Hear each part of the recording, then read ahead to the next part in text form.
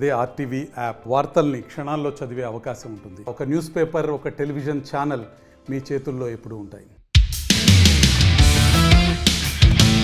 పుష్ప 2 మూవీకి మరో షాక్ తగిలింది.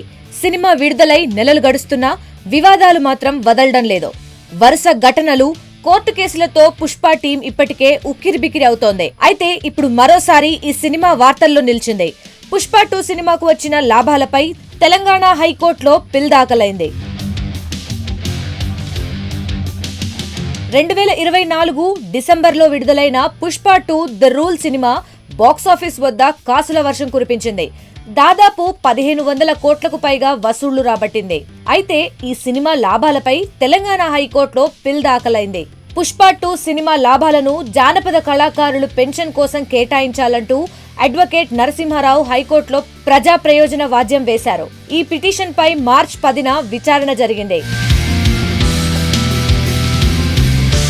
పుష్ప 2 టీమ్ కి భారీగా లాభాలు వచ్చాయని, ఆ విషయాన్ని మూవీ నిర్మాతలే స్వయంగా ప్రకటించారు. ఈ నేపథ్యంలోనే లాయర్ నరసింహారావు హైకోర్టులో పిల్ వేశారు.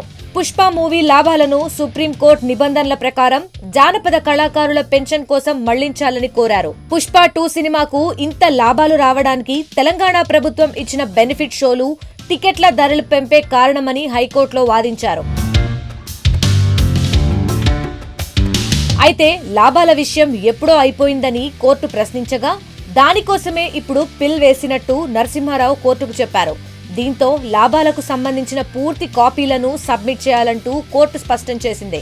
ఇందుకోసం 2 వారాల గడువిస్తూ విచారణను వాయిదా వేసింది. పుష్ప 2కు మొదటి నుంచి వివాదాలు వెంటాడుతున్నాయి. సినిమా బెనిఫిట్ షో చూసేందుకు అల్లు అర్జున్ సంధ్యా థియేటర్కు వెళ్లగా అప్పుడు తొక్కిసలాట జరిగింది. ఈ క్రమంలో అక్కడ రేవతి అనే మహిళ మృతి చెందగా ఆమె కొడుకు తీవ్ర గాయాల పాలయ్యాడు. దీంతో అల్లు అర్జున్ పై కేసు నమోదైంది. ఈ కేసులో అరెస్ట్ అయిన అల్లు అర్జున్ ఒక రోజు జైలు జీవితం కూడా గడిపారు. అప్పట్లో ఈ అంశం రాజకీయంగా కూడా తీవ్ర దుమారం రేపింది.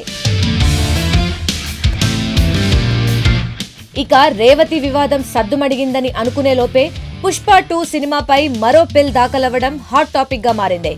మరి దీనిపై పుష్ప 2 టీం ఏ విధంగా స్పందిస్తారో చూడాల్సి. మరిన్ని వీడియోస్ కోసం ఛానల్ ని సబ్స్క్రైబ్ చేయండి. లేటెస్ట్ అప్డేట్స్ కోసం వాట్సాప్ ఛానల్ ని ఫాలో అవ్వండి. ఆ లింక్ డిస్క్రిప్షన్ లో ఉంది.